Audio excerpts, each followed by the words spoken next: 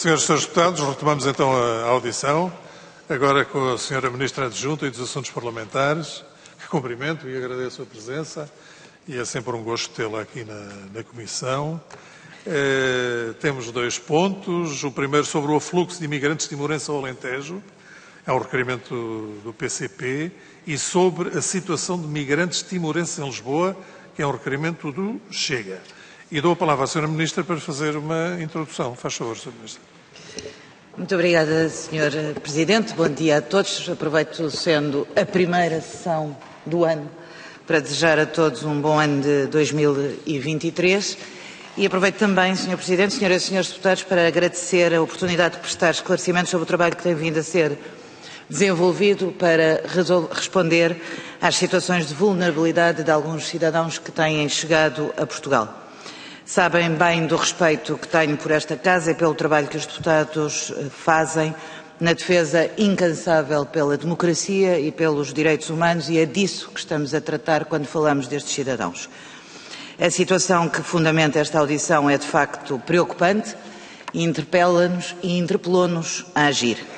Se por um lado devemos agir no curto prazo, por outro lado devemos agir também no longo prazo, ou seja, interpela-nos a trabalhar para resolver a situação de emergência em que vivem cidadãos estrangeiros em situação de vulnerabilidade, mas interpela-nos também para trabalhar de forma a evitar que a situação de vulnerabilidade extrema se repita, sabendo que não conseguimos resolver todos os casos, mas que estamos cá para responder a todos e a cada um.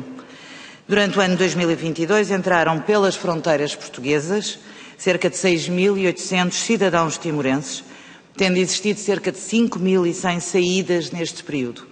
Gostaria de sublinhar, senhoras e senhores deputados, que estes dados não se referem a pessoas, mas a movimentos, entradas e saídas, pelo que não é possível deduzir o número exato de cidadãos que permaneceram em Portugal. Identificados pelo Alto Comissariado para as Migrações, estão um total de 1.373 cidadãos timorenses em situação de vulnerabilidade. As primeiras situações de cidadãos timorenses em situação vulnerável foram identificadas no distrito de Beja, como todos tiveram conhecimento pela comunicação social. Neste seguimento e atentos a este problema, foi criado de imediato um grupo de trabalho local que permanece ainda hoje ativo para acompanhar as situações de vulnerabilidade no território.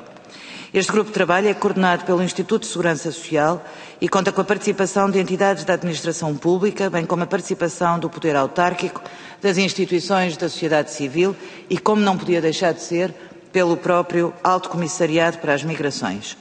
As situações identificadas em Serpa levaram no final de agosto ao acolhimento de um grupo de cerca de 40 cidadãos no pavilhão da Feira Municipal de Serpa, em articulação com as autoridades locais.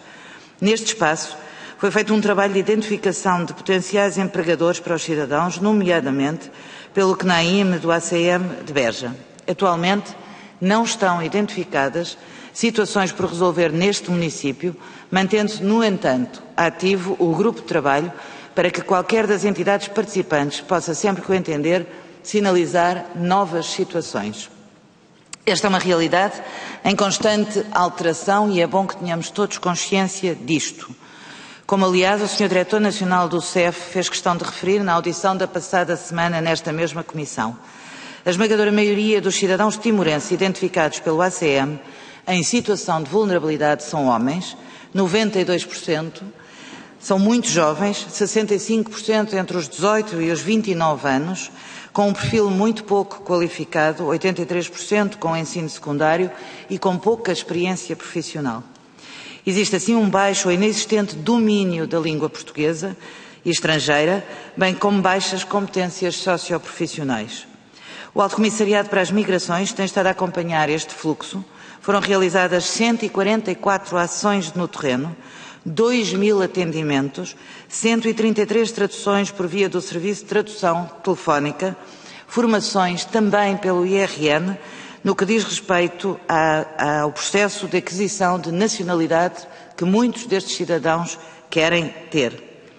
O Alto Comissariado para as Migrações e o Ministério dos Negócios Estrangeiros estão a colaborar numa campanha de sensibilização para a informação sobre os canais seguros de migração para Portugal, que deverá ser implementada em apoio com a Embaixada de Portugal em Dili. Existe também já um folheto informativo em ambas as línguas, tétum e português, que explica de forma clara quais as questões respeitantes aos tráficos de seres humanos, como solicitar o retorno voluntário a Timor-Leste e alguns dos direitos e deveres a quem quer permanecer em Portugal.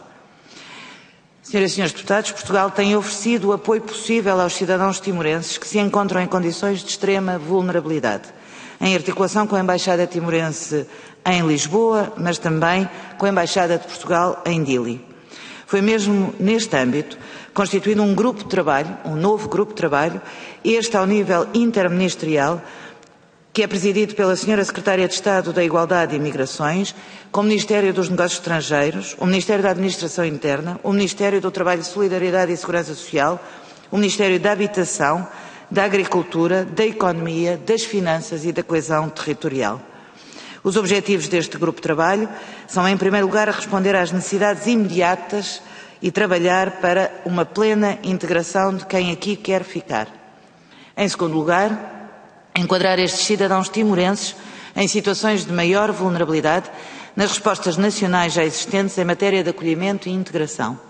Em terceiro lugar, garantir um acompanhamento do fluxo migratório desde o país de origem, procurando promover canais ordenados, seguros e regulares de migrações. Estão neste momento realojadas 1.011 pessoas em unidades de alojamento coletivo, continuando neste tipo de alojamento ainda 483 pessoas. Devo destacar o Fundão, que visitámos ontem, que acolheu 99 pessoas de nacionalidade timorense no Centro para as Migrações. Foram já integradas destas 1.011 pessoas no mercado de trabalho 233 pessoas, das quais 95 com alojamento assegurado. Eu gostaria deste propósito de dizer, senhoras e senhores deputados, que só é possível um trabalho de plena integração se todas as autoridades estiverem articuladas, se os empresários estiverem connosco, se as autarquias locais fizerem o seu trabalho. E é por isso que devo destacar que muitos municípios neste país estão neste momento a acolher com dignidade as pessoas que aqui chegam. E acolher com dignidade significa condições de alojamento, condições para trabalhar, acesso à formação, seja a formação na língua, que é a primeira ponte para uma boa integração, seja também acesso à capacitação de formação profissional, porque muitos chegam sem formação profissional. Eu gostava de convidar esta Comissão, e se o Sr. Presidente me permite, a que fizéssemos uma visita a centros de excelência, onde estão a ser bem integrados estes nossos cidadãos e que possam ouvir o relato de vários empresários, mas sobretudo que possam ouvir aqueles que ontem nos falaram sobre a dor da alma de fugirem dos seus países para aqui poderem encontrar melhores condições e do reconhecimento da forma como Portugal continua a receber. E estando na sala uma das maiores obreiras que tem feito este trabalho, não posso deixar de reconhecer publicamente o trabalho da doutora Paula Moura, que tem estado incansavelmente no terreno, todos os dias, todas as madrugadas, para que ninguém em situação de vulnerabilidade possa continuar a ficar nessa mesma situação. Perante aquilo que aconteceu e que foi relatado pela comunicação social, gostava de informar os senhores deputados que foram participados 20 inquéritos ao Ministério Público, encontrando-se em investigação pelo CEF 13 inquéritos, 10 por auxílio da imigração ilegal, 3 por tráfico de seres humanos. A 23 de outubro foi detido em Timor um suspeito de organizar viagens para Portugal de cidadãos timorenses enquanto presidente da empresa New Generation, cidadão este já presente ao Tribunal Distrital de Dili. Temos procurado aperfeiçoar a articulação entre as autoridades nacionais e timorenses na monitorização dos fluxos migratórios. Será assinado em breve um protocolo entre o governo português e o governo timorense para melhorar os fluxos migratórios e a vinda de quem quer vir para Portugal. O presidente Ramos Horta visitou Portugal e com o Presidente Ramos Horta e o Presidente Marcelo Rebelo de Sousa tivemos a oportunidade de visitar também estes cidadãos e de perceber quais os cidadãos que, tendo sido enganados, quereriam regressar a Timor e garantir as condições para que regressem, e aqueles que querem ficar em Portugal e que por isso hoje já têm respostas. Importa sobretudo sublinhar que as autoridades timorenses possam controlar as saídas dos seus cidadãos no sentido de aferir se cumprem rigorosamente os critérios de saída definidos por lei, bem como agir de forma determinada sobre as agências angariadoras de Dili que devem ser penalizadas. Sobre a Operação Vento Leste no Baixo Alentejo, julgo que vale a pena referir também que foi organizada pela Polícia Judiciária, tendo a operação ocorrido a 23 de novembro em várias localidades da região do Baixo Alentejo. A operação envolveu cerca de 400 operacionais, 5 equipas multidisciplinares, com o ACM, o Instituto de Segurança Social, a Autoridade para as Condições de Trabalho e as equipas de tráfico de seres humanos, que apoiaram na identificação das condições de habitação, necessidades de realojamento e despiste de indícios de tráfico de seres humanos. Desta operação resultou o cumprimento de 65 mandados de busca, 35 detenções no âmbito de crimes de associação criminosa, tráfico de seres humanos, entre outros.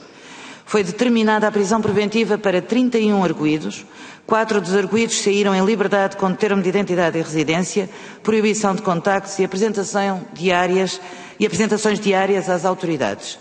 As equipas multidisciplinares referenciaram 218 pessoas, visitaram 12 habitações, encaminharam 63 pessoas para alojamentos de emergência. 53 pessoas foram acolhidas no dia da operação em Fátima, São Julião, e uma vítima de tráfico de seres humanos em unidade de acolhimento especializada. As equipas multidisciplinares permanecem ativas para assegurar o acompanhamento de novas vulnerabilidades. 81 pessoas foram acolhidas em data posterior à operação, resultante da mesma, designadamente após despedimentos e despechos. 84 encontram-se ainda em acompanhamento. No total foram já acolhidas 134 pessoas, das quais 130 homens e 4 mulheres. Para terminar, Sr. Ministro. Eu tenho mesmo que terminar, Sr. Presidente, e peço desculpa de ser exaustiva, mas já que me chamaram e já que temos este trabalho feito, acho que é justo prestar contas à Assembleia da República. Comecei esta intervenção fazendo referência ao nosso duplo objetivo, responder à emergência e também às condições que, na segunda vertente, à futura criação da Agência Portuguesa para as Migrações e Asilo, com as alterações às leis de estrangeiros, que posso deixar para o final. Termino mesmo, Sr. Presidente, para dizer que continuaremos a nossa aposta na capacitação, formação, nomeadamente na aprendizagem da língua portuguesa. Continuaremos a criar as condições para que todos sejamos parte da construção deste nosso Portugal plural, rico em diversidade e dinamismo.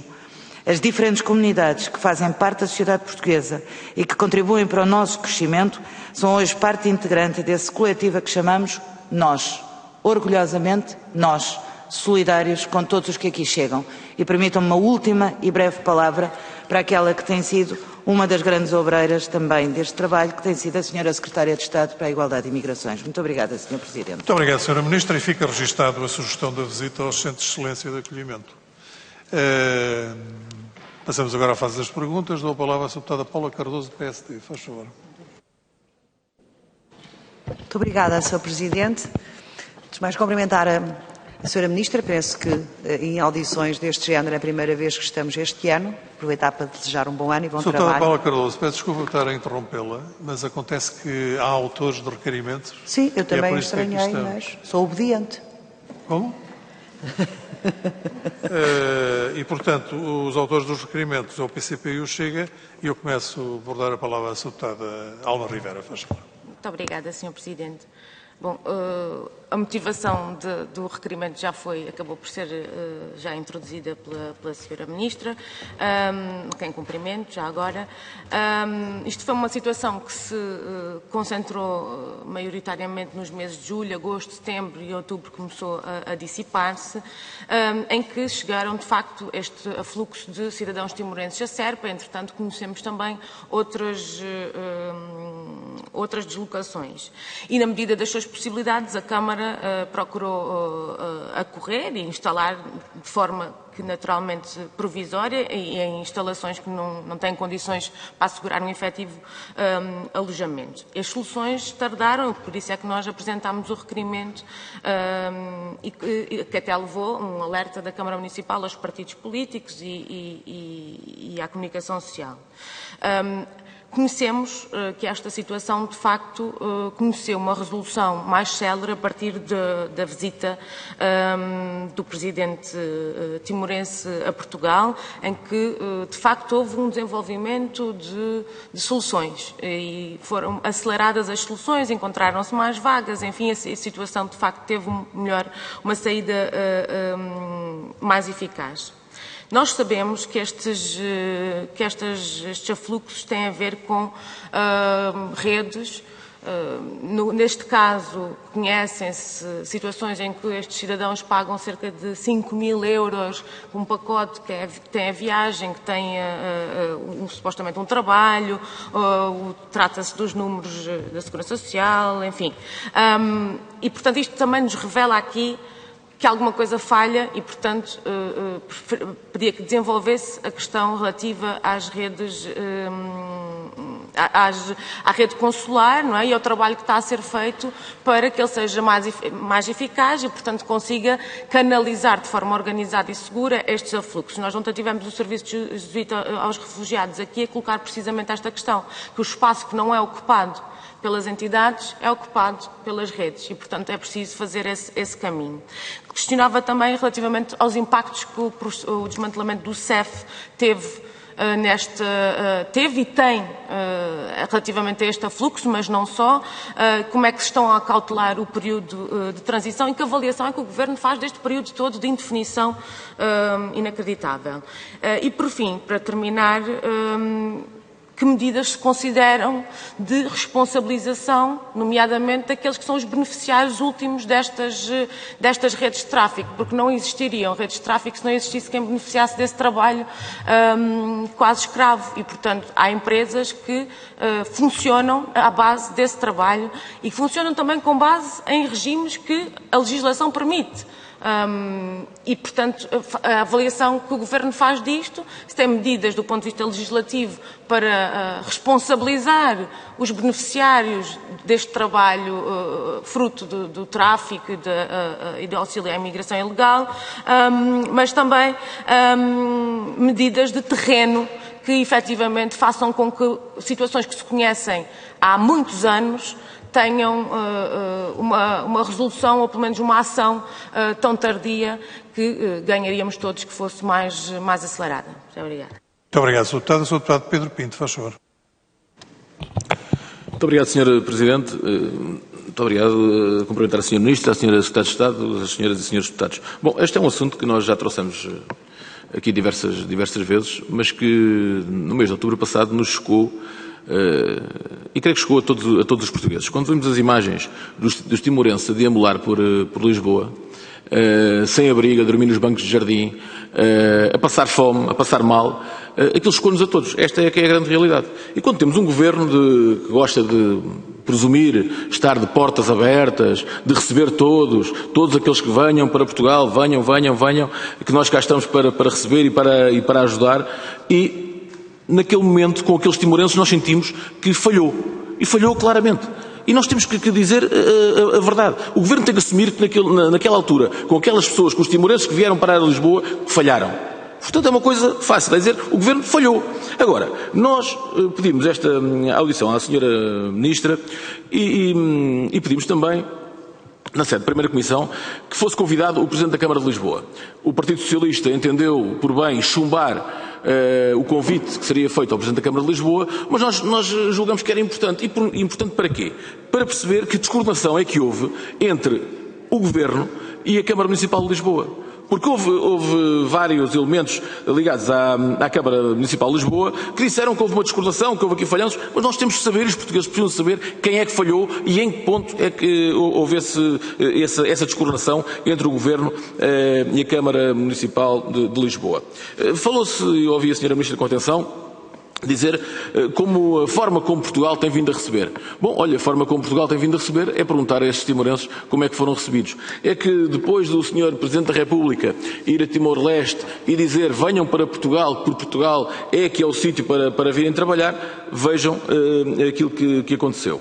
Será importante perceber que, e toda a gente diz isso, houve redes de imigração ilegal nesta situação dos timorenses. Não só nos timorenses, mas vamos nos basear, porque foi o nosso requerimento, foi sobre os timorenses, houve redes de imigração ilegal. Aquilo que eu lhe perguntava à Sra. Ministra é como é que têm sido combatidas essas redes, que articulação é que tem havido. Sabemos do papel importante que o CEF tem tido também nesta situação, não tanto com os timorenses, mas com outras nacionalidades, mas que é importante o CEF atuar. E depois gostaria que me dissesse números, ou se tem alguma perspectiva destes números. Quantos imigrantes timorenses existem neste momento em Portugal? Se continuamos ou não a receber os imigrantes timorenses? E depois uma coisa importante que me faz um pouco de confusão. Como é que chegaram a Portugal? É que de vir de Timor-Leste até Portugal, a Sra. Deputada Joana Mortágua, não sei se é os contactos que ela tem no CEF, eu julgo que não tem muitos contactos, porque não gosta muito do CEF, diz que foi de avião, certamente que chegaram de avião, mas como é que é possível esta abertura de portas? Se estivesse na audiência com o CEF, não diria isso, porque também houve muitos que vieram até por outros meios.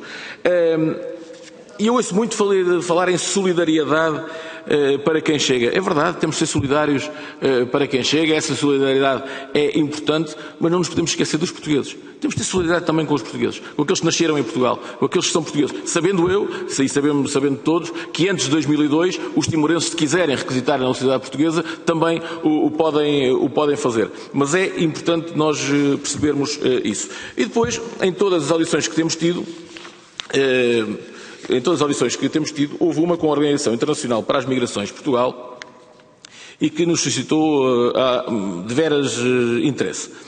E que soubemos que foi feito um grupo de trabalho para o acolhimento desses timorenses e que esta organização ficou de fora. E a pergunta que eu lhe faço, Sra. Ministra, é porque é que ficou de fora esta organização? Se é uma organização internacional para as migrações Portugal, que está ligada a várias, e particularmente ao Pacto Global das Migrações, aquilo que eu lhe perguntava era porque é que deixou esta organização de fora.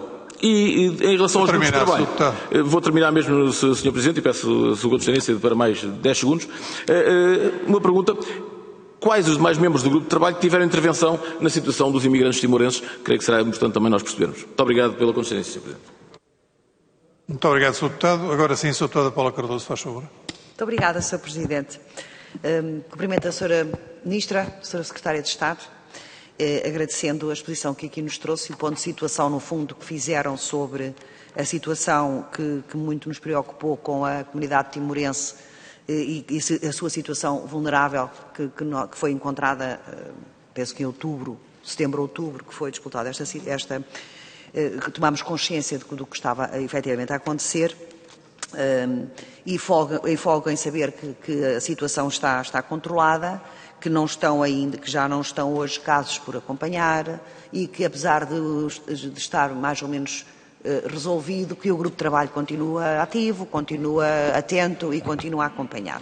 A minha questão prende-se mais em fazendo um bocadinho o trabalho ao contrário, não correndo sempre atrás do prejuízo, não percebendo, não tendo nós sido surpreendidos por um número bastante significativo de timorenses em situação vulnerável, já abandonados, sem terem onde residir, em situação de fome e em situações bastante degradantes, fomos, de facto, depois fazer o trabalho que nos competia e bem, e absolutamente nada a opor e contra as medidas e os planos de ação que foram feitos a partir daí. A minha questão é, primeiro, se houve alguma reflexão, alguma análise cuidada sobre as causas que levaram a este fluxo absolutamente que nós não estávamos prevenidos, no fundo, para que ele acontecesse. Se esta política, se há políticas preventivas no sentido de cuidar de que isto não se volte a repetir ou que, pelo menos, não tenhamos que assistir a situações na rua ou no Alentejo, principalmente em Lisboa e no Alentejo, de sermos, de certa forma, surpreendidos. E se foi feita essa análise, e se foi feita essa ponderação, gostaria que me desse algumas conclusões de que causas é que puderam ter levado a este anormal fluxo de timorenses a Portugal.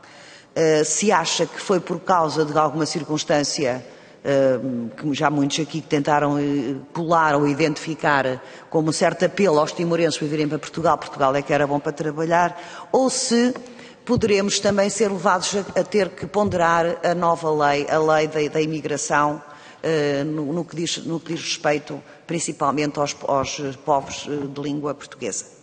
Gostaria que, não sei se foi feita essa reflexão, se foi feita, gostaria de saber o que é que pensa sobre isso. O apelo que faz ou que fez a todas as entidades que podem depois no acolhimento e na integração ter um papel importante, será o caso dos empresários que referiu, das autarquias, das IPSS, da sociedade civil, dos agentes e órgãos da administração interna e de outros, muito bem, mas isso tudo muito certo, mas o que é que está garantido para estas pessoas em termos desta envolvência que vão tendo, que não estão a ser, de certa forma, a pactuar com algumas práticas de imigração ilegal, com algum tráfico de seres humanos, se já há condenações, se há estratégia, quantas queixas é que há e de que forma é que elas estão a ser tratadas, porque é certo que mesmo as pessoas sendo vítimas destas práticas terão de ser acolhidas e terão que ser integradas, não há dúvida nenhuma sobre isso. Mas, de certa forma, também, se estas pessoas também não poderiam ser agentes úteis na denúncia, na prevenção e a cautelar este tipo de práticas. E depois se há, de facto, alguns planos preventivos, se há algum modelo de intervenção preventiva, se está estudado, se está delineado, se há algum grupo de trabalho, o que é que está feito em termos de medidas e planos e de estrutura e modelo de intervenção, mas na parte ainda da prevenção e não tanto na parte curativa. Para terminar, Sr. Deputado.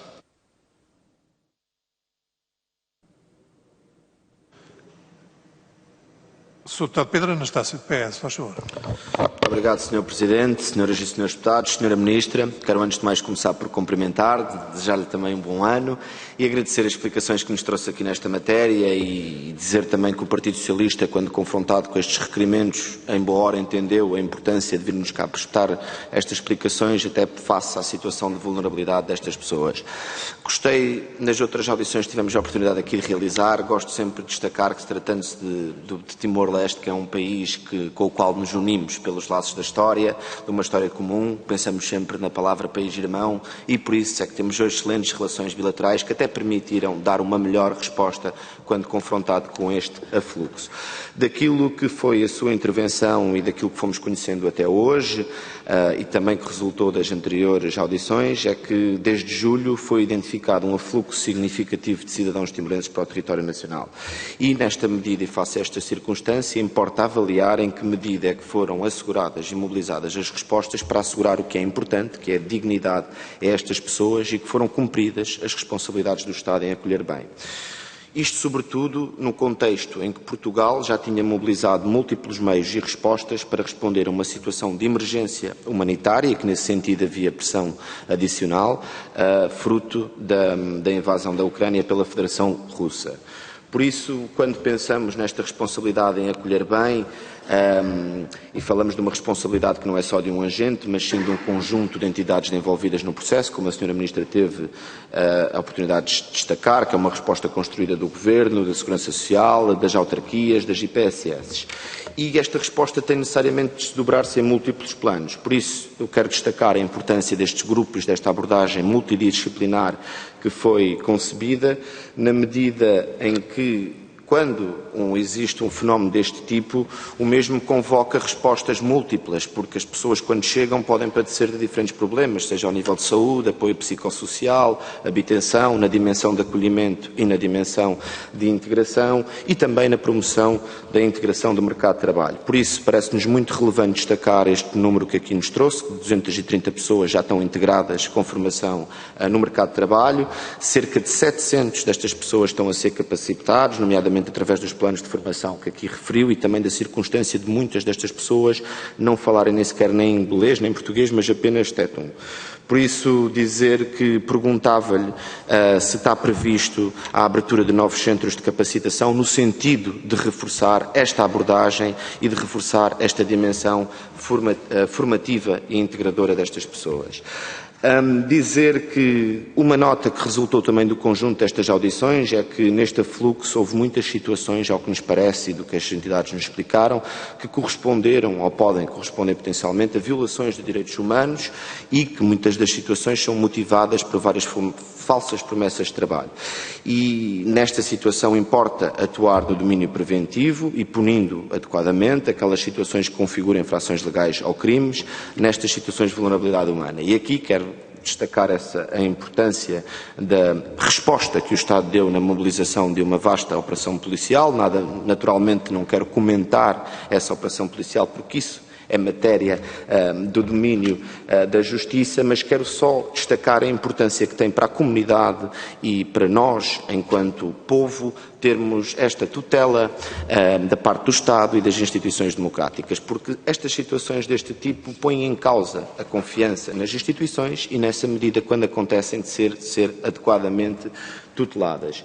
E por isso eu aqui queria dizer-lhe que, para concluir a intervenção, que não é matéria aqui que foi conexa, vimos uma tentativa de alguns partidos de ligar a fluxo de entrada de cidadãos timorenses no país com alterações à lei dos estrangeiros. E aqui há uma clarificação que se impõe, é que a alteração à lei dos estrangeiros é posterior a este fluxo, por isso esta relação que se procura extrair é uma relação que resulta desvirtuada daquela que são as realidades e os factos concretos. E por isso, aqui destacar a importância da lei dos estrangeiros. Eu sei que não é matéria, porque a entrada destas pessoas no país não é o abrigo de um acordo que existe com a União Europeia, mas perguntar-lhe destas alterações que foram introduzidas recentemente e que são um contributo importante para a promoção das migrações enquanto fenómeno ordenado e seguro, perguntar quantos vistos já foram concedidos e renovar esta preocupação da deputada Paula Cardoso da atuação do Estado no domínio preventivo para que estas situações não aconteçam. Muito obrigado, Sr. Presidente, e peço-lhe imensa desculpa por termos cedido no tempo. Obrigado, Sr. Deputado. Sr. Deputada Patrícia Gil Vaz, da Iniciativa Liberal, faz favor. Obrigada, Sr. Presidente. Cumprimentar a Sra. Ministra. A Sra. Ministra referiu aqui nesta Casa que 664 cidadãos timorenses estavam em Portugal a viver numa situação de vulnerabilidade. Por outro lado, a Sra. Secretária de Estado da Igualdade e das Migrações referiu em outubro passado que tinham sido identificados 825 cidadãos timorenses em Portugal. Sabendo que durante o ano passado chegaram a Portugal muitos migrantes timorenses, cerca de 3.000, este é um número excepcionalmente superior comparativamente aos dados de anos anteriores. Existem várias preocupações no que diz respeito a este tema. Em primeiro lugar, as irregularidades nos processos que estão na base da imigração em massa, que estão relacionados com factos que podem constituir tráfico de seres humanos ou de burla. Por outro lado, as más condições do acolhimento de trabalho de migrantes timorenses e a sua situação de vulnerabilidade. São várias as questões que estão relacionadas com estes problemas e que julgamos, por isso, hoje vir poder esclarecer. E por isso começar por perguntar à Sra. Ministra se foram identificados mais cidadãos timorenses para além dos 825 referidos, quantos cidadãos identificados foram realojados, desses quantos se encontram em alojamento coletivo e como é que estão a ser estruturadas as equipas de apoio a estas pessoas, quantas pessoas se encontram já integradas no mercado de trabalho, saber se o que aconteceu aos imigrantes timorenses que vieram para Portugal desempenhar trabalhos sazonais e ficaram em Portugal, se encontraram já trabalho e alojamento e em que parte de Portugal se encontram.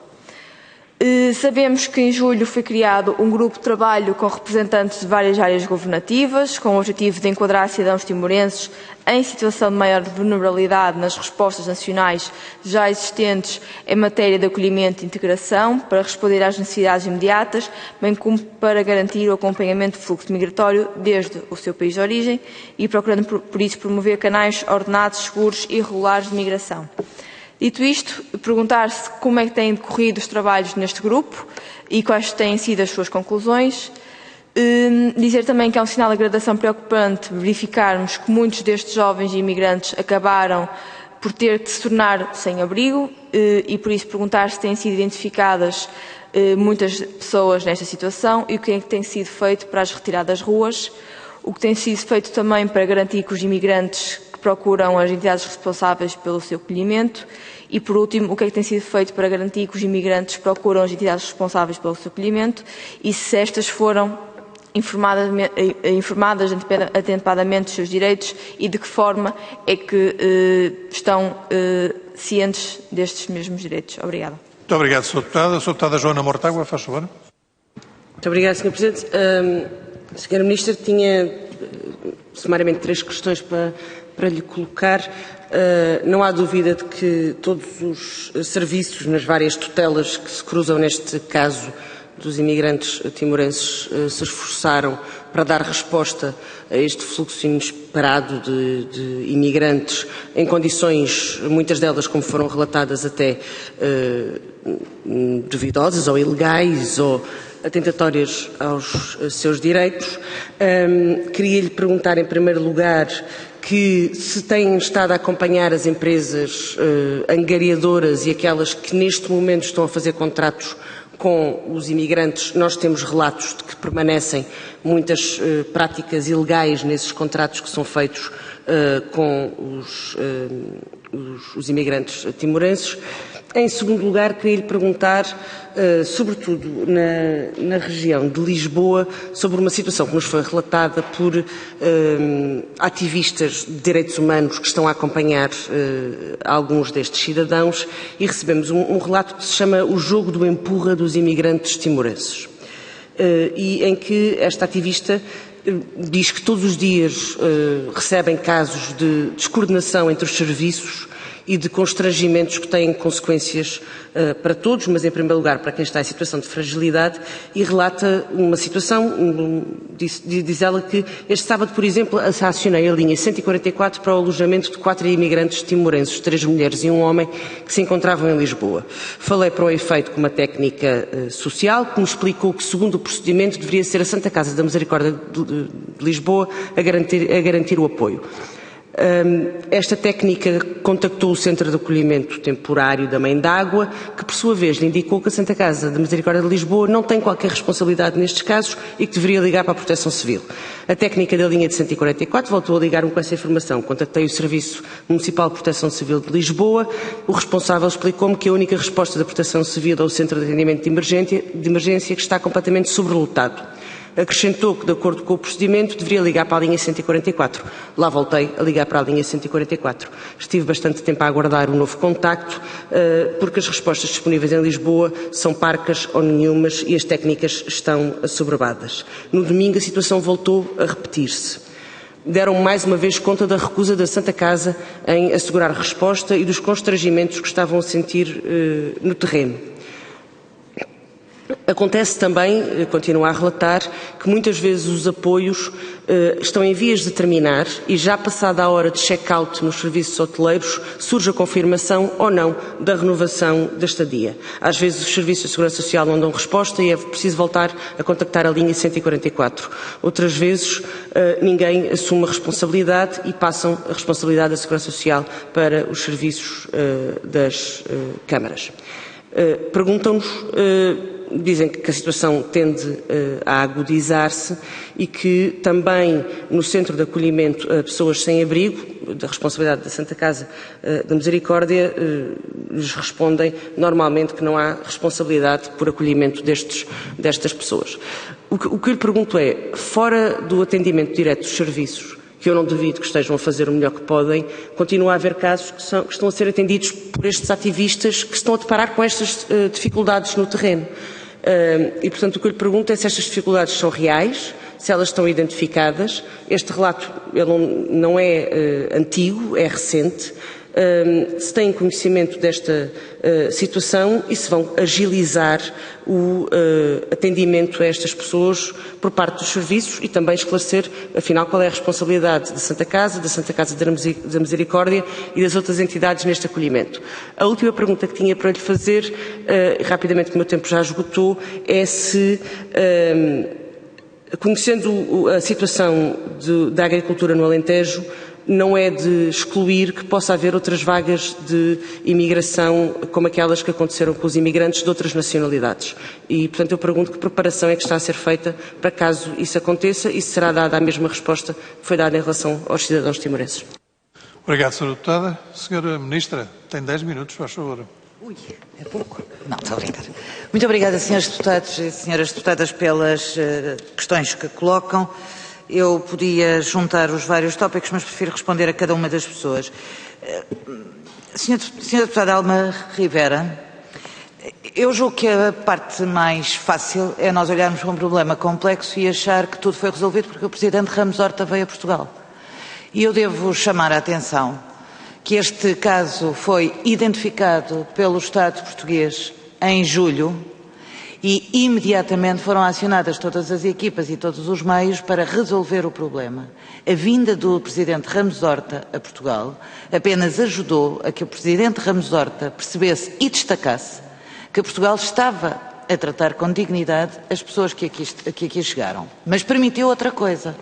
Permitiu que o Sr. Presidente Ramos Horta percebesse que do lado de Timor também é preciso fazer um trabalho com as autoridades e por isso foi feita uma reunião de imediato entre a Ministra dos Negócios Estrangeiros timorense e o Ministro dos Negócios Estrangeiros português, entre mim e também a Sra. Ministra da Segurança Social, para que haja um protocolo, que é um protocolo de vinda de pessoas para trabalhar, que muitas vezes têm baixas qualificações, como voltei a dizer, e que permite que venham de forma regular. Isto para quê? Para atacarmos, por um lado, aquilo que são as redes que vão fazendo angariação, por outro lado, para termos uma palavra a dizer e um olhar mais fiscalizador sobre as próprias empresas que fomentam estas questões. Em segundo lugar, Sra. Deputada, deixe-me dizer-lhe uma coisa. O desmantelamento, primeiro não é desmantelamento, primeiro o que nós estamos a falar é de uma reestruturação do CEF, em que as polícias ficarão como as polícias de fronteiras, integradas nas outras polícias, que estão a ter formação e que esperemos que durante o primeiro trimestre todo este processo esteja concluído. Em segundo lugar, é preciso que a Agência Portuguesa para as Migrações veja a cor do dia para garantir que os cidadãos que aqui chegam não estão à espera ad eterno dos seus papéis e, portanto, é preciso acelerar este trabalho. E é nisso que também este Ministério está absolutamente empenhado. O que é que está a ser feito para o auxílio à imigração, para combater o auxílio à imigração ilegal e o tráfico de seres humanos? Todas as entidades que trabalham com isto têm estado no terreno e estão a ser preparadas novas medidas por parte deste Ministério para o combate à imigração ilegal. Eu devo dizer, ao auxílio à imigração ilegal, devo dizer que a lei de estrangeiros, que foi recentemente aprovada nesta Casa, tem como objetivo os fluxos migratórios regulares, seguros e capazes de garantir, de combater estes tráficos de seres humanos. Mas estou só a dizer-lhe assim, porque tenho que entrar na minha divergência com o Sr. Deputado Pedro Pinto, mas também não é novidade, Sr. Deputado. Ouvindo, aliás, um deputado da sua bancada a semana passada, é fácil perceber qual é a posição do Chega sobre a imigração. Eu continuo a dizer-lhe que, em Portugal acolhe todos. e deve acolher todos. E volto a dizer-lhe que orgulhosamente nós é uma sociedade inclusiva que acolhe a diversidade, que acolhe as várias culturas e que garante um bom tratamento a todos, os que cá estão e os que os que cá chegam. E é por isso que, quando o Sr. Deputado pensa nas medidas de promoção e proteção social que o Estado português faz e de reforço do Estado Social para todos os cidadãos, em vez de votar contra essas iniciativas, vote a favor, porque elas são para os portugueses e são também para os estrangeiros que cá chegam, Sr. Deputado. Chocou-os a todos, mas eu julgo que não me ouviu dizer-lhe o seguinte: não há nenhuma descoordenação connosco, o Governo, e com a Câmara Municipal de Lisboa. Há, sim, a necessidade de responder àquilo que são as realidades que nos aparecem todos os dias. Os senhores deputados estão preocupados, e bem, com os cidadãos timorenses. Mas há outras nacionalidades a chegar aqui, vítimas de redes, e que também têm tido um tratamento nosso. E por isso, Sr. Presidente, Senhoras e Senhores Deputados, Sr. Deputado Pedro Pinto, porquê é que a OIM fica de fora de uma equipa interministerial? Porque o grupo interministerial é mesmo isso, é um ponto focal de cada um dos ministérios para responder a cada uma das necessidades. Felizmente, este Governo tem uma excelente relação, e bem, com a delegação portuguesa da OIM, pelo Dr. Vasco Malta, com quem, aliás, temos trabalhado bastante na renovação e na melhoria do nosso Pacto Global para as Migrações, com quem temos trabalhado para encontrar várias respostas para os refugiados ou os imigrantes, todos eles cidadãos a precisarem de resposta, que temos uma articulação não só com a OIM em Portugal, mas com a OIM internacional e com o Dr. António Vitorino, e, portanto, é esse o trabalho que nós temos que fazer. Num grupo interministerial, como o próprio Dr. Vasco Malta aqui disse, não faz muito sentido na medida em que tem um trabalho, aliás, muito próximo connosco. Senhora Deputada Paula Cardoso, não foi em agosto, foi a partir de julho, reflexões sobre isto. Eu só tenho uma reflexão que peço que façamos. Foi aprovada a semana passada na Gulbenkian, apresentada a semana passada na Gulbenkian, na quinta-feira, o plano, a Estratégia Nacional de Cooperação Portuguesa, que liga também com estas questões por parte do Ministério dos Negócios Estrangeiros. Nós estamos a falar de países que precisam da nossa ajuda. O Presidente Xanana Gusmão é Presidente do grupo G7+, que ninguém conhece ou que poucos conhecem. Há o G7, que são os países ricos, há o G7+, que são os países muito pobres e que precisam não só de ajuda nas várias dimensões da construção de uma sociedade democrática, como também na construção daquilo que são os pilares mais essenciais das sociedades democráticas, que vão da educação à saúde, da proteção social a uma economia sustentável, daquilo que é a criação das necessidades dos serviços básicos para estas pessoas. Pensem apenas neste número para perceber porque é que o fluxo migratório de Timor chega a Portugal e muitas vezes não fica aqui. Vão à procura das suas famílias que estão em Inglaterra e hoje com o Brexit é mais difícil, ou que estão na Irlanda. 40% da população timorense é subnutrida. Esta é a causa maior para que as pessoas procurem noutros países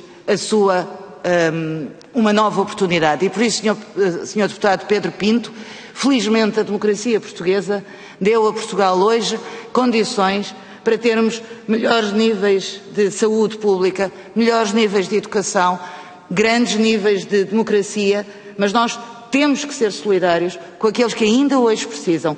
40% de população subnutrida precisa de um olhar de países mais desenvolvidos para os ajudar, seja ao nível dos Estados nas relações bilaterais, seja ao nível daquilo que o Presidente Xanana Gusmão faz com o grupo G7+, seja ao nível do Banco Mundial e daquilo que são as medidas do Banco Mundial para ajudar estes países, seja ao nível do Ministério dos Negócios Estrangeiros português e da sua estratégia para a cooperação, que obviamente tem como prioridade também estas questões naquilo que são os países de língua portuguesa.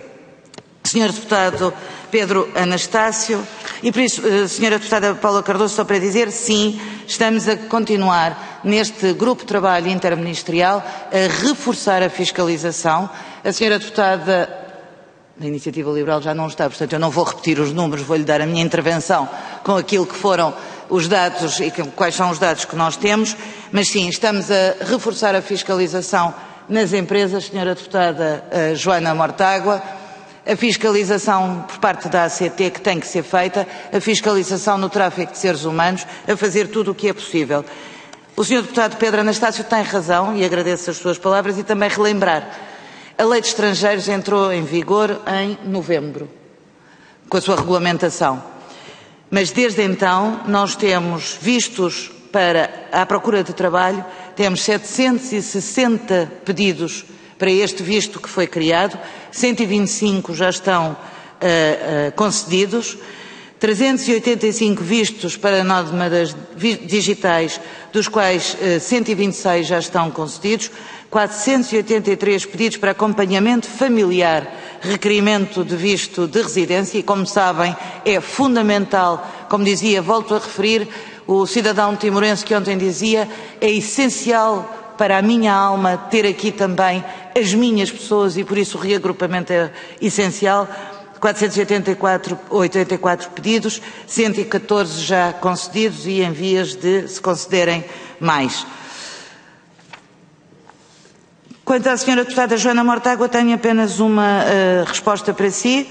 O Governo também recebeu esse mail da ativista. Eu sou uma ativista desde os meus 18 anos, continuo a ter um enorme respeito por todos aqueles que nos alertam.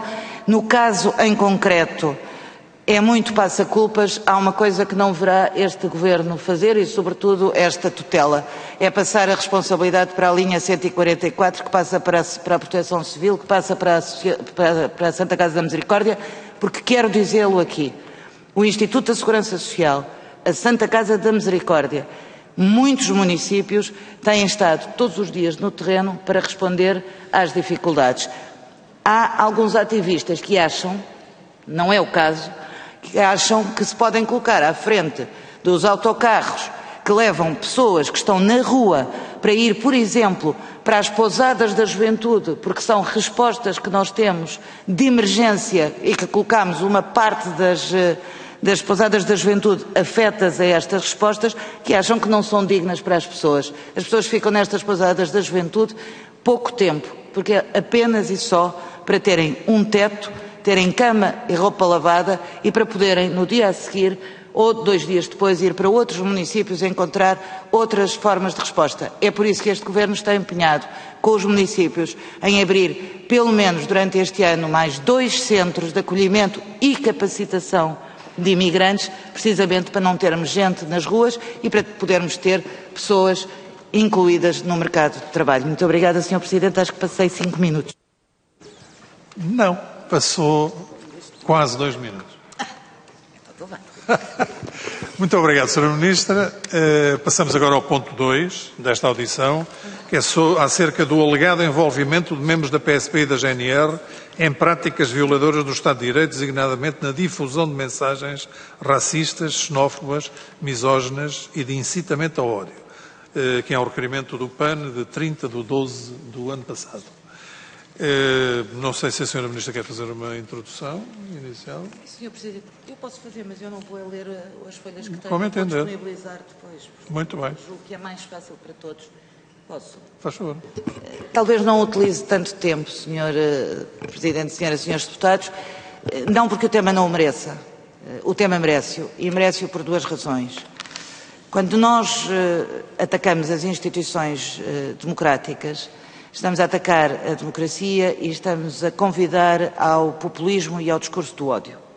E qualquer Estado decente e qualquer governo decente tem que fazer tudo o que é possível fazer para combater estes fenómenos.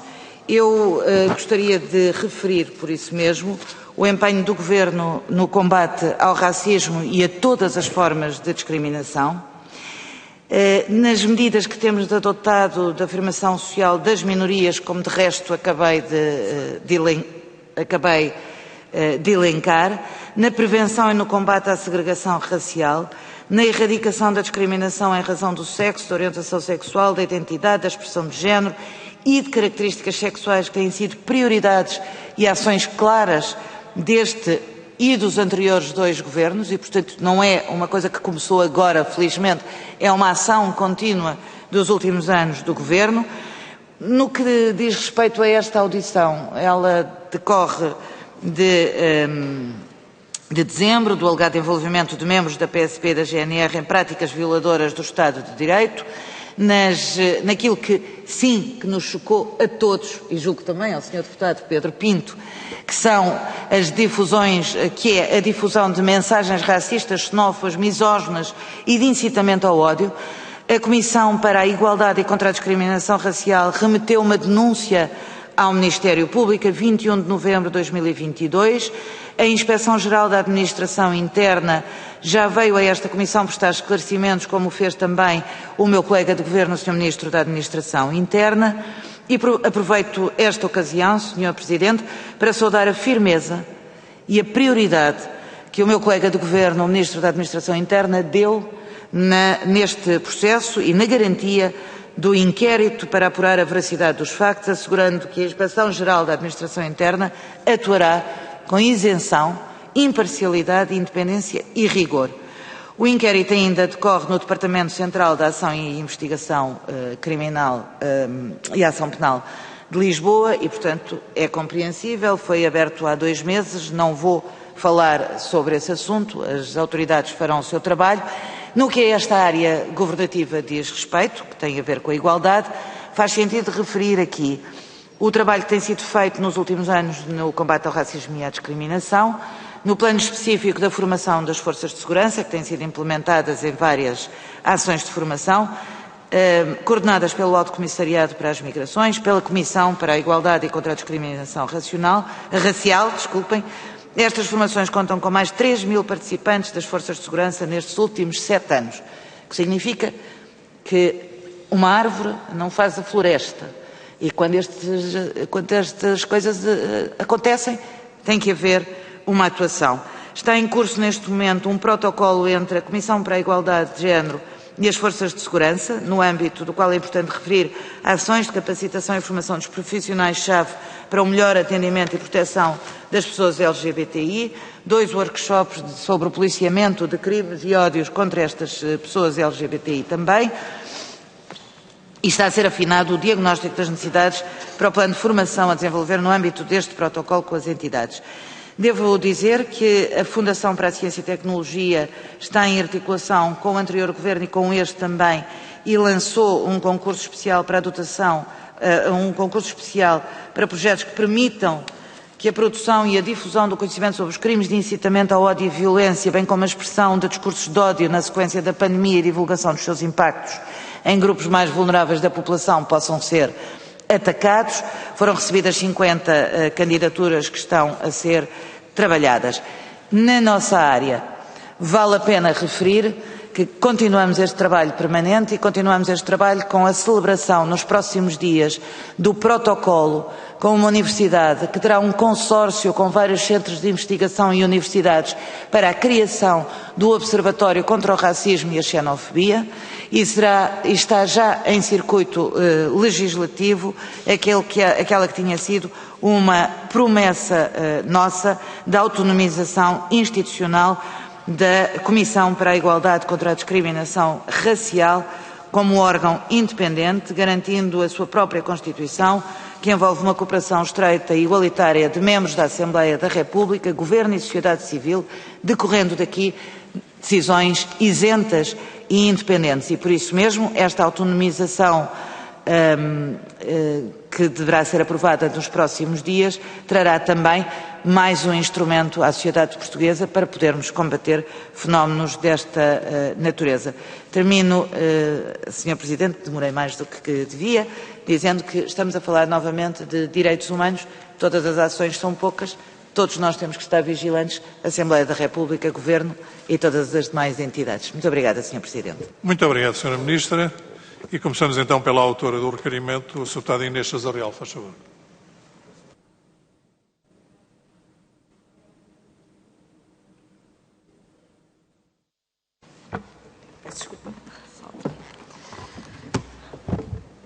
Muito obrigada, Sr. Presidente. Cumprimento também a Sra. Ministra. Os factos em apreço que desencadearam esta audição são do amplo conhecimento público e, nomeadamente, também já tivemos a audição de outros representantes do Governo, nomeadamente o Sr. Ministro da Administração Interna, também da PSP e da GNR. Estes factos são subejamente conhecidos, que se prendem com comentários racistas, xenófobos, misóginos e homofóbicos por parte de forças dos serviços de segurança nas redes sociais, que foram denunciados por um consórcio de jornalistas. Faça desde já a ressalva que o PAN defende e sempre defendeu que a maioria dos profissionais das forças de segurança não se revêem nestes comentários e agradecemos desde já aos próprios profissionais que em primeira linha denunciaram estas situações que permitiram esta investigação. Feita esta ressalva, importa não estarmos também surpresos relativamente aos factos que vieram a público e que expõem um problema de racismo e de xenofobia, seja nas forças de segurança e também de infiltração de elementos da extrema-direita. Se é tanta verdade, como ainda agora a Sra. Ministra acabou de referir que uma andorinha não faz a primavera, não é menos verdade que não se trata apenas de uma andorinha. Trata-se de um número considerável e significativo que revela um problema enraizado que deve ser combatido, seja através da prevenção, da formação dos agentes, mas também da própria valorização destes profissionais. As poucas condições que são dadas às forças e aos serviços de segurança não legitimam de forma alguma as violações grosseiras à lei, onde se oferecem tiros, incitam violações às mulheres, entre outros comentários. Basta olhar, e tal como se afirma na própria investigação, o que separa das palavras dos atos é, sem dúvida, um gelo fino. Basta ver o caso de Bruno Crandé, que teve um desfecho completamente dramático. Em julho de 2020 foi apresentado o Plano de Prevenção de Práticas Discriminatórias nas Forças de Segurança, onde supostamente se faria a monitorização da intervenção de agentes de autoridades nas redes sociais. Importa saber, Sra. Ministra, se já foi sinalizado dentro deste âmbito e do Plano de Prevenção alguma situação e se não foi, o que é que deveria ter sido feito para comatar esta situação. Por outro lado, se fora deste plano foram detectadas outras situações que não apenas as denunciadas na investigação jornalística e, não entrando evidentemente nos casos concretos, que medidas é que têm sido postas em marcha para efetivamente promover uma maior formação e capacitação para estes problemas. Eu dar só nota que terei que ir também à Comissão de Economia, portanto peço desde já desculpa se tiver que me ausentar da sala para não ouvir as respostas na totalidade. Então eu dou-lhe a minha intervenção.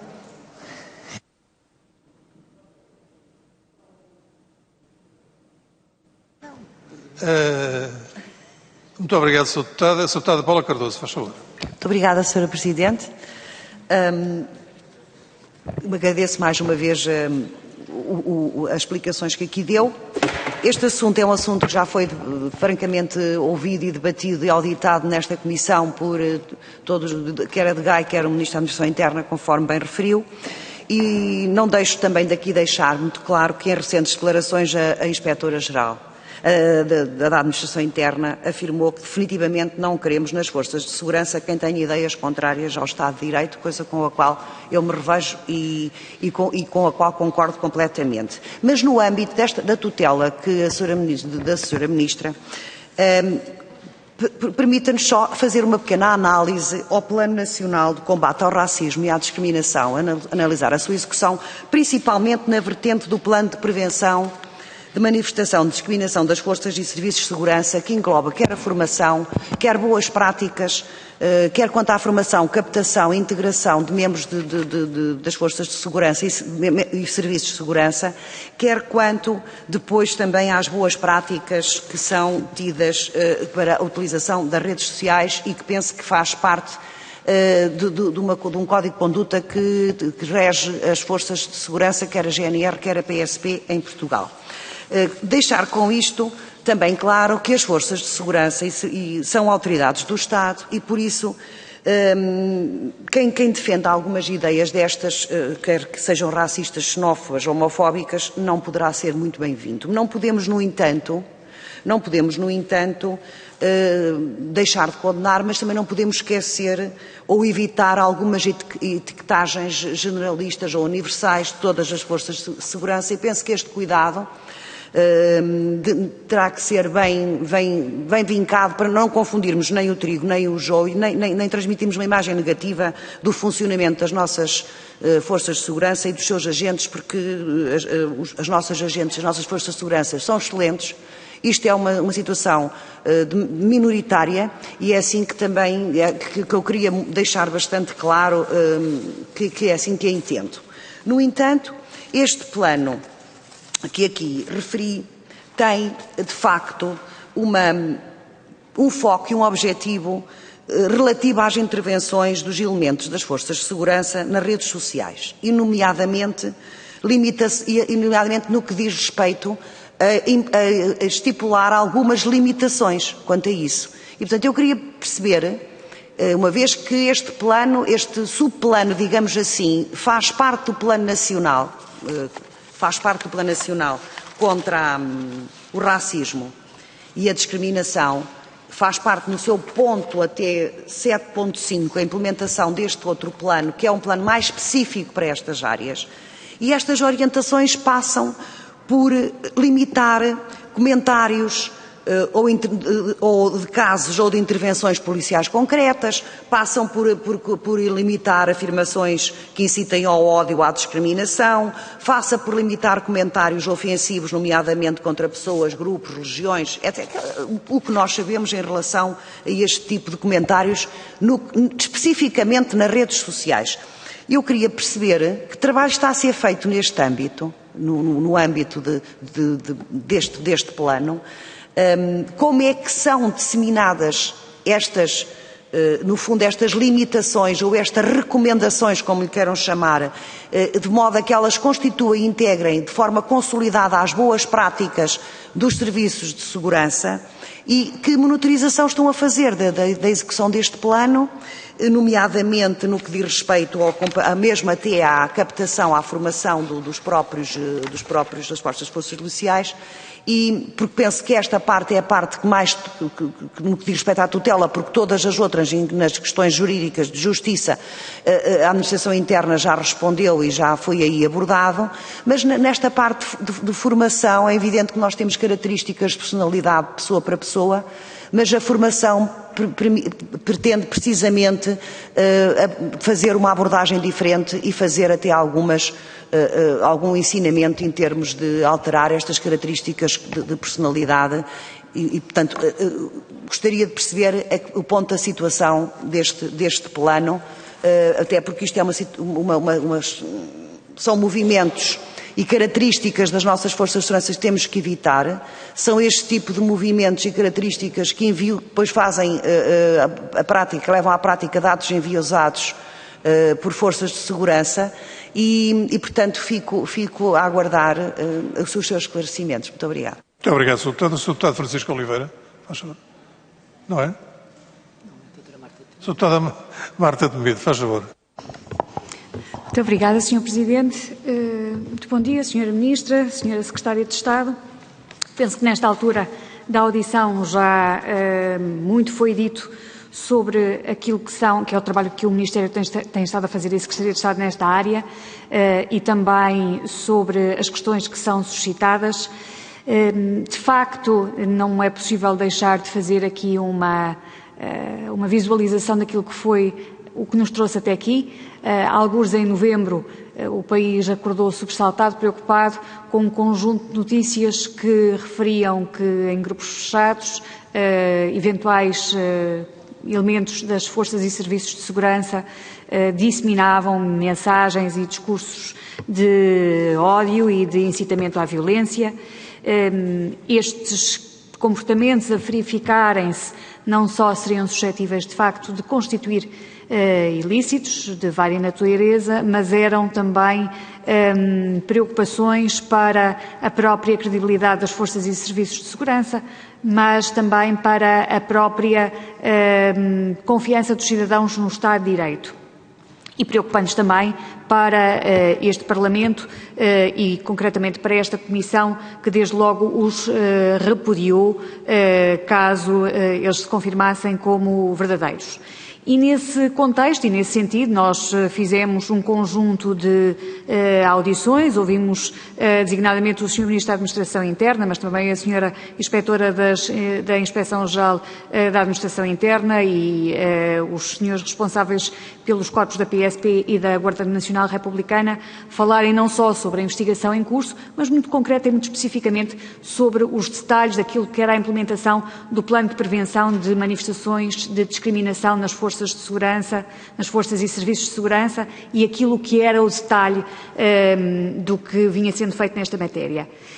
Aquilo que me parece importante hoje colocar à Sra. Ministra prende-se com algo que também já foi referido, que é uma nota sobre, de facto, a circunstância de que o Governo não terá despertado agora, não terá despertado com estas notícias para a possibilidade da emergência destas manifestações ou de fenómenos deste tipo nas forças de segurança. Já foi referido que já à data de 2021 o Plano Nacional de Combate ao Racismo e à Discriminação e que ele tem várias linhas orientadas para estas preocupações em concreto. Mas, não entrando tanto na matéria setorial, porque essa foi coberta pela audição do Sr. Ministro da Administração Interna, aquilo que gostaria de lhe deixar, Sra. Ministra, eram os temas, de facto, relacionados com as outras áreas deste plano. Com aquilo que é o desenvolvimento de uma cultura não discriminatória, que envolve não só, obviamente, as forças e serviços de segurança e todos aqueles que na administração pública têm contacto com o público, mas um trabalho mais profundo de reconhecimento que há determinados estereótipos que têm de ser identificados e que têm de ser formados para que não se manifestem ou em agressões ou até em comportamentos mais subtis, mas igualmente discriminatórios. E também colocar à Sra. Ministra as questões relacionadas com aquilo que é o trabalho que estará a ser feito porventura em termos destas questões relacionadas com a violência online.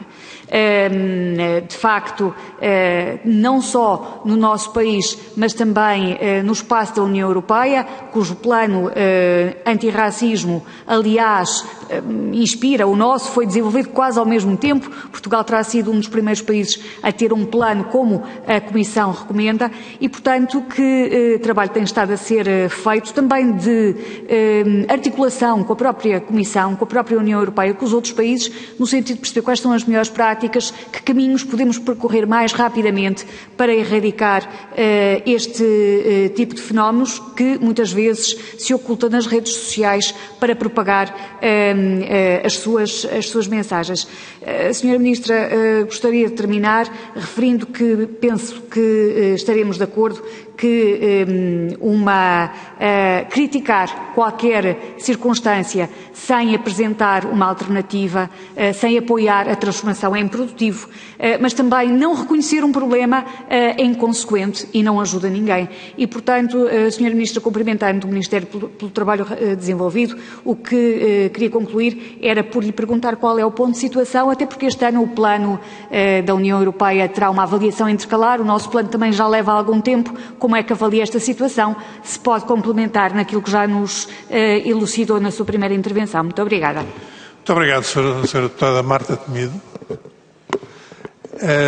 Tem agora a palavra o Sr. Deputado Pedro Pinto, faz favor. Muito obrigado, Sr. Presidente. Cumprimentar mais uma vez o Sr. Presidente, a Sra. Ministra, a Sra. Secretária de Estado. Bom, nós estamos perante uma audição, mais uma, sobre este requerimento do PAN,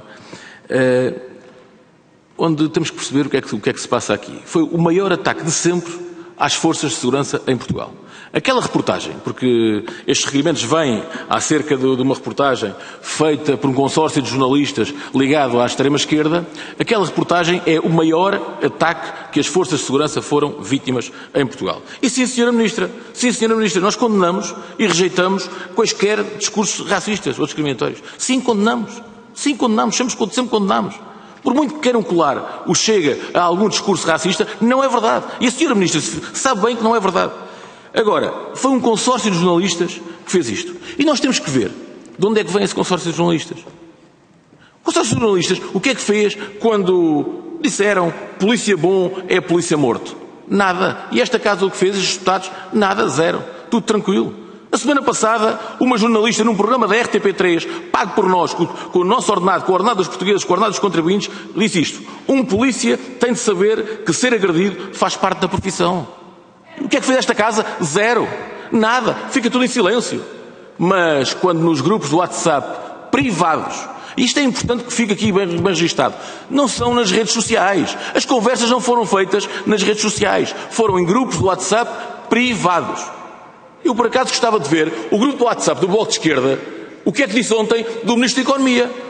O grupo do WhatsApp do Bloco de Esquerda, que eles têm em privado, gostaria de ver, de saber o que é que disseram ontem do Ministro da Economia. Por acaso seria interessante nós entrarmos nesse grupo e ver o que é que se lá passou na noite de ontem. Mas claro que nós não entramos nessa, nem damos para esse peditório. Agora, há uma coisa que é verdade. Eram grupos privados.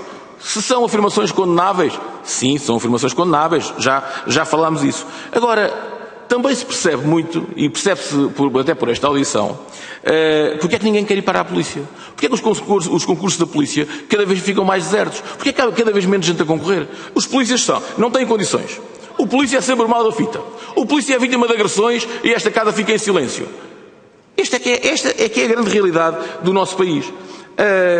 O que é que fez a senhora deputada Inês Sousa Real, ou a senhora deputada Joana Mortágua, que está ali a comer também durante esta audição e sempre a mandar bocas, o que é que fez a senhora deputada Joana Mortágua quando um homem arrancou o nariz a um GNR em Beja? Onde é que esteve o seu post no Twitter, que é tão bom a fazer post no Twitter? Onde é que esteve? Não esteve. Este é que é o grande problema. Este é que é o grande problema. Nós sabemos que a senhora deputada não é médica. Aliás, é sempre dona da verdade. A senhora e a sua irmã são sempre as donas da verdade. Agora, tornou-se esta moda que é bater nos polícias.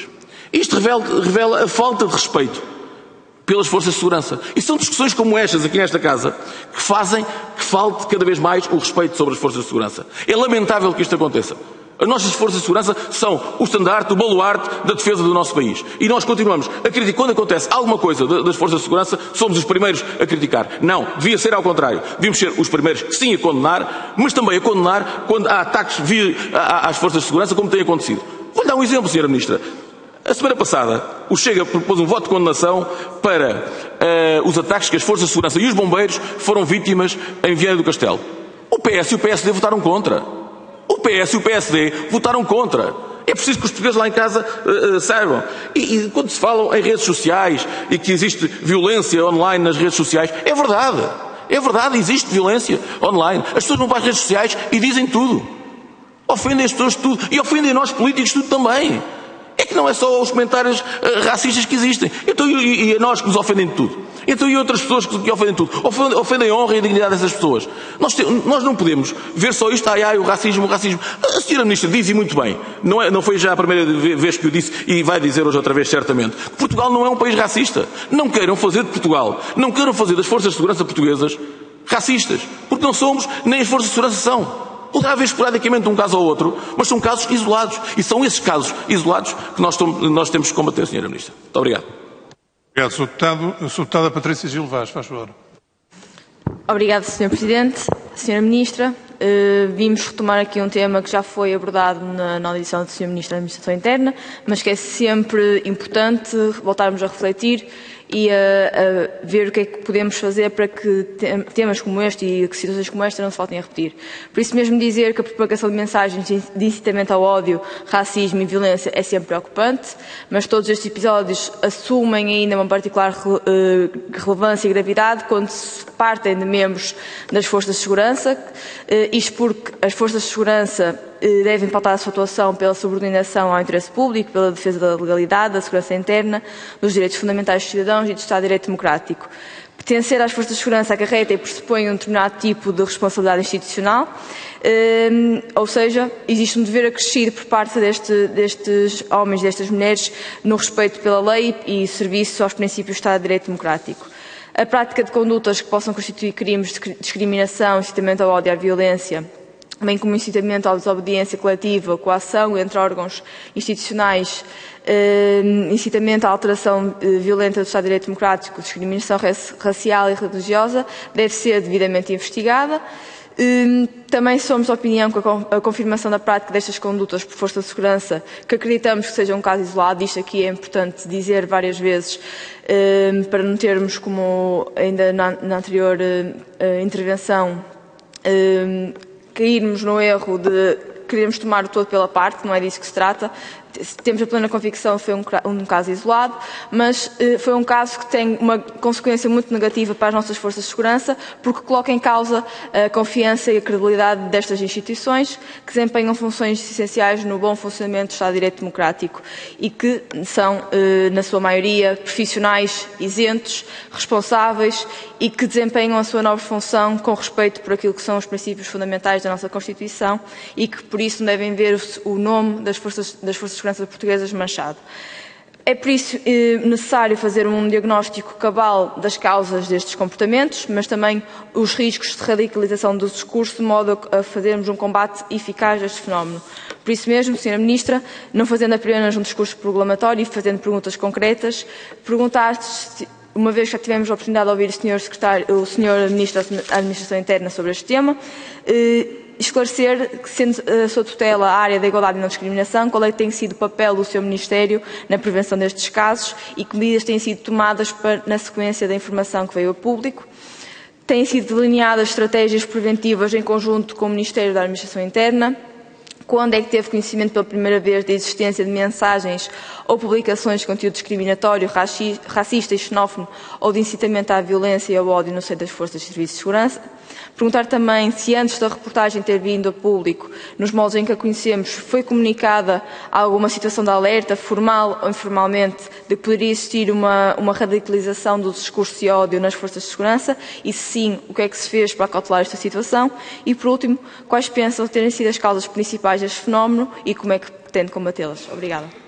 Obrigado, Sra. Deputada. Sra. Deputada Alma Rivera, faz favor. Muito obrigada, Sr. Presidente. Bom, começaria por dizer que, de facto, há aspectos que tiveram uma abordagem mais específica, mais concreta, como não podia deixar de ser. No entanto, é sempre bom aproveitarmos para sublinhar o facto de que não devemos, de facto, tomar as forças de segurança por aquele conjunto de elementos, mas também não podemos subvalorizar aquilo que demonstra de infiltração de concepções inaceitáveis, retrógradas e contrárias à Constituição e à lei nas forças de segurança.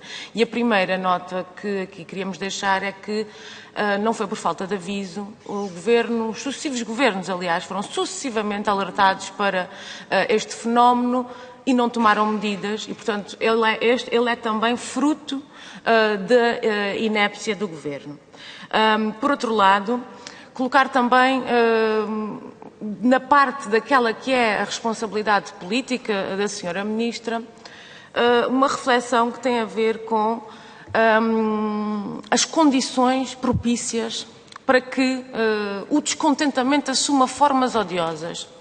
E nós podemos, só quem não vive neste mundo, ou quem nunca esteve numa situação de prestação de um serviço, sabe que as péssimas condições de prestação desse serviço muitas vezes funcionam como terreno fértil para haver comportamentos condenáveis. E, portanto, nós não aceitamos quem diz não é causa exclusiva e única, não existem causas exclusivas e únicas para fenómenos deste tipo, mas também não aceitamos quem nega que o facto de haverem péssimas condições de trabalho nas forças de segurança tem um peso também e influi também sobre aquelas que são as atitudes e os comportamentos. Agora, também compete ao Governo criar condições para que as pessoas queiram trabalhar nas forças de segurança e poder, então, também ser mais criterioso, nomeadamente naquilo que é a formação e o recrutamento de elementos para as forças de segurança. E o Governo, neste momento, não o pode fazer porque nem consegue preencher os concursos e, portanto, imaginamos a seleção que pode fazer. E, portanto, esta é uma questão que se deve colocar. Deve-se colocar também o papel que tem a IGAI no meio disto tudo. E porquê é que, e isso é algo que nós temos que nos questionar em primeiro lugar e todos, quer dizer, porquê é que alguém se sente mais confortável em denunciar para um jornalista do que para a entidade que supostamente deve acompanhar estas questões e intervir. Isto já foi colocado numa outra audição, naturalmente não compete à Sra. Ministra a tutela da IGAI, mas julgo que é algo que nós devemos refletir sobre a forma como já estão instaladas algumas concessões e como se calhar também há um clima de permissividade que faz com que ninguém se sinta confortável a fazer as queixas pelos caminhos e pelos canais que estão previstos. Agora, mais concretamente, numa apreciação política da tutela da igualdade, que não se prende só com estes casos, mas também tem relação com eles, era importante que fizéssemos uma reflexão sobre a forma como o relacionamento entre forças de segurança e populações não pode florescer na base da retirada das forças de segurança do seio das populações e das comunidades. E é preciso fazer uma reflexão profunda, se quisermos fazer uma reflexão sobre igualdade, não discriminação e promoção dos valores constitucionais, sobre a forma como nós também encaramos essa relação.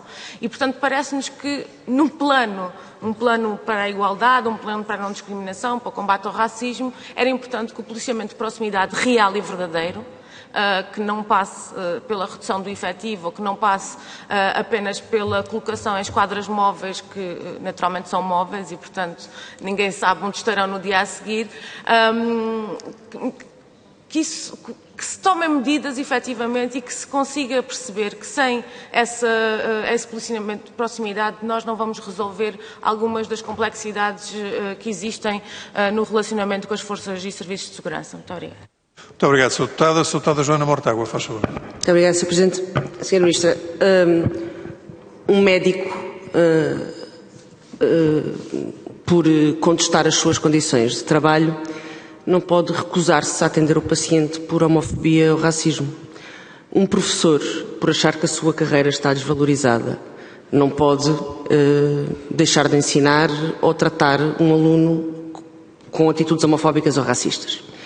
Isto para dizer que a polícia, por contestar legitimamente e justamente as suas condições de trabalho, que nós, aliás, acompanhamos, na sua grande maioria, essas reivindicações por melhores condições de trabalho e melhores salários, não pode com isso justificar atitudes homofóbicas, machistas ou racistas. Acontece que, tal como os médicos ou os professores, os polícias têm uma função num Estado de Direito que lhes dá um monopólio legítimo do uso da força. Isso significa que são representantes da autoridade em nome do Estado e é a eles que cumpre responsabilidade especial no cumprimento da lei e, portanto, os comportamentos dos polícias não podem ser comparados com o cumprimento de outros cidadãos, da mesma maneira que eu não posso andar com uma arma na rua a dizer às pessoas o que é que elas podem ou não podem fazer, a multar ou a prender pessoas. Têm uma responsabilidade especial, como os deputados têm uma responsabilidade especial perante as atividades que desempenham. Não é que isso impeça o Sr. Deputado Pedro Pinto de ser particularmente deselegante com as deputadas, particularmente mulheres, que se lhe opõem, mas isso é da responsabilidade pessoal do Sr. Deputado Pedro Pinto de não querer dar o exemplo. Posta esta introdução, queria perguntar-lhe uma coisa. Em 2019, jornais de extrema esquerda, como a Sábado, a SIC, o Sol, denunciaram um conjunto de ameaças por parte de forças policiais, deputados, ativistas e todas as pessoas que estivessem envolvidas na denúncia do caso da violência policial no bairro da Jamaica. Isto para dizer o quê? Que não é a primeira vez que existem alertas sobre haver denúncias, haver ameaças racistas, homofóbicas ou xenófobas dentro das forças policiais. Essas ameaças já chegaram a vias de facto em variadíssimas ocasiões. Não tenho que relembrar a condenação no caso de Alfragide, da Amadora, não tenho que recordar o caso de Odmira, até chegarmos a esta última denúncia. Isto para não parecer que a investigação do consórcio de jornalistas surge neste país como uma surpresa que nunca se ouviu falar e que não se conhece. Uma coisa é a existência de proclamações racistas, homofóbicas e machistas na polícia, num contexto em que a sociedade também as tem. E, nesse caso, coloca-se a questão da formação dos profissionais e do critério na sua escolha e na absoluta, no sentimento de tolerância zero e de fim da impunidade dessas expressões e, portanto, pergunto-lhe o que é que está a ser feito nessa matéria. Outra coisa é quando essas atitudes formam um corpo orgânico, organizado e que tem a ver com a infiltração da extrema-direita nas forças de segurança. Ignorar essa infiltração organizada leva a situações como aquelas que no Brasil aconteceram, em que, perante um ato golpista de invasão ilegal de instituições democráticas, os seguranças abriram as portas e deixaram que os golpistas passassem. E, portanto, é uma coisa séria a infiltração das forças da extrema-direita nas forças de segurança, é uma coisa que põe em causa o Estado de Direito e pergunto se essa dimensão está a ser tida em conta quando se fala de racismo, homofobia e machismo nas forças de segurança. Muito obrigado, Sra. Deputada. E a Sra. Ministra tem de novo 10 minutos. Faz favor, tem a palavra, Sra. Ministra. Muito obrigada, Sr. Presidente, e obrigada a todas as senhoras e senhores deputados que colocaram questões. Eu julgo que vale a pena olhar para este assunto, porque as perguntas se complementam, com três perspectivas. Em primeiro, um Estado de Direito democrático é um Estado que tem que respeitar cada um dos seus poderes e que não é compatível com fenómenos desta natureza. E, precisamente por não ser compatível com fenómenos desta natureza, é preciso atuar sobre eles. Nas duas dimensões que estão aqui, a área da administração interna já teve a oportunidade de dizer o que está a fazer. Na área que este Ministério tutela, é preciso voltar a referir a importância de, em 2017, se ter reforçado os poderes da Comissão para a Igualdade e contra a Discriminação Racial, que ganha um novo impulso com a sua autonomização já a partir do próximo mês, uma vez que já está em circuito legislativo, que em 2017 esta Comissão teve a vantagem de, percebendo que há um problema e que eu volto a dizer, não é um problema estrutural, mas não se pode ignorar que seja ataque ou discurso racista ou xenófobo para nós não atuarmos e, portanto, temos que atuar sobre ele, que permitiu que houvesse um conjunto de queixas, que as pessoas pudessem sentir-se com mais à vontade para fazer queixas a este nível, não significa que depois não as façam noutros fóruns. Entre 2021 e 2022 cresceram as queixas. Em 2021 as queixas eram 408 queixas de discriminação contra o discurso racista, foram 491 em 2022, ou seja, mais 83, não esquecendo que em 2021 estávamos com confinamentos. Esta é uma dimensão do que pode ser feito. A outra dimensão é o Plano Nacional do Combate ao Racismo e à Xenofobia, que de resto a Sra. Deputada Marta Temido aqui refere, que amanhã na Subcomissão de Igualdade terá a Sra. Alta Comissária das Migrações para apresentar os relatórios. O primeiro relatório preliminar, que tem uma avaliação no primeiro trimestre deste ano. Esse mesmo relatório, que teve aqui um atraso, tem que se dizer, porque houve eleições o ano passado, não houve Parlamento, atrasou algum do trabalho deste relatório, mas eu gostava de chamar a atenção para duas coisas importantes.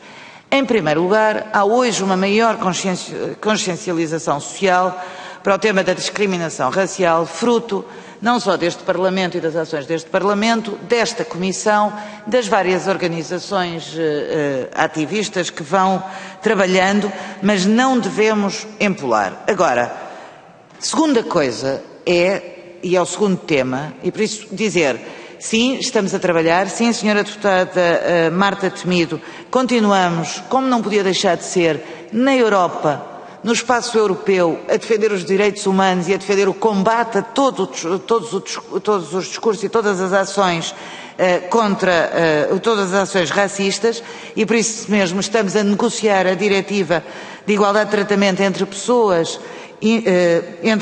independentemente da sua religião, sexo, etnia, orientação sexual ou idade, que é mais um instrumento que vem reforçar os instrumentos europeus que já existem, os instrumentos internacionais e também os instrumentos nacionais. A Lei 4020, que estabelece o dever das plataformas de denunciarem ao Ministério Público quaisquer publicações que incitem ao ódio ou ao racismo, e por isso mesmo este Governo tem mantido a prática do anterior Governo de regularmente reunir com as empresas das plataformas, precisamente para monitorizar estes conteúdos e para podermos reforçar as ações que combatam estes conteúdos, e por isso esta é uma dimensão que o Estado de Direito Democrático não se pode aliar, que o Plano de Combate ao Racismo e Xenofobia inscreve e que tem que ser aplicado, seja nas dimensões da formação aos nossos profissionais, sejam eles do Ministério Público, dos senhores magistrados ou as forças policiais. São mais de 20 mil horas no último ano de formação às forças policiais, e por isso não é por falta de forças policiais. Agora, Sr. Deputado Pedro Pinto, permita-me que diga a segunda coisa. Não é possível vir aqui fazer um discurso dizendo que estamos todos a atacar as forças de segurança. Olha, eu não ataco as forças de segurança, e sabe porquê? Não só não ataco, como valorizo, como acho que é preciso olhar para aquilo que tem sido feito ao longo dos últimos tempos, em particular neste último Orçamento de Estado, para valorizar as forças de segurança, quer no que diz respeito às suas condições de habitação, nas suas condições de trabalho e na valorização salarial. E não podemos dizer que por fenómenos desta natureza todos são racistas. Não. Mas se há fenómenos desta natureza, eles têm que ser atacados. E não é por acaso. Não me venha dizer, eu peço-lhe imensa desculpa, Sr. Deputado, mas não me venha dizer que o Chega não faz um discurso racista. Faz. Sabe quantas queixas houve contra o partido Chega nos últimos tempos, precisamente por causa do discurso racista? 135. Sabe quantas contraordenações já houve contra o seu líder de partido? 2. E, portanto, não me venham dizer que não há um discurso racista. Eu fico muito contente de ouvir o Sr. Deputado dizer que não é racista, mas isso não é compatível com o discurso que têm feito, e por isso mesmo nós temos mesmo que os atacar. E, Sra. Deputada Alma Rivera, com todo o respeito que tenho por si e pelo trabalho que o PCP tem feito ao longo dos anos no combate ao discurso do ódio e do racismo, não é desculpa para ninguém, quaisquer condições de trabalho, para justificar um ato horrível como é um discurso de ódio ou um ataque ao discurso de ódio. Que temos que combater ambas as coisas, temos que combater o discurso ao ódio e temos que combater as faltas de condições, e por isso temos que dar resposta quando há essas faltas de condição, e estamos a trabalhar e continuaremos a trabalhar. Terceiro e último ponto, que eu julgo que junta todas as nossas preocupações, ou pelo menos a da maioria deste Parlamento. Os discursos de ódio, ou os discursos racistas, ou melhor, o discurso de ódio é discurso racista, o discurso de ódio é um discurso contra as mulheres, o discurso de ódio é misógino, o discurso de ódio é contra o LGBTI, o discurso de ódio, quando se inscreve e quando se enraiza nas sociedades, dá cabo das democracias e fere as instituições democráticas e fere a confiança dos cidadãos nas democracias. E é por isso que parlamentos como o nosso, que têm história e que têm 50 anos de democracia, um Estado português como o nosso, exige um olhar vigilante, porque estes fenómenos nascem como pequenas sementes que, se não são atacados e cortados à nascença, eles tornam-se ervas daninhas que crescem e que danificam a nossa democracia. E por isso o nosso papel é olhar para aquilo que se passa nos fenómenos das redes sociais, e por isso eu disse, nós continuamos a acompanhar o que vai acontecendo nas redes sociais. O que acontece nas redes sociais, que muitas vezes sob o anonimato, ataca as instituições. E como eu acho que nós, felizmente, somos uma democracia sólida, uma democracia consolidada, com imperfeições como todas as outras, mas que temos que continuar a defendê-la, combater o discurso do ódio, é defender a democracia e é para isso que nós aqui estaremos.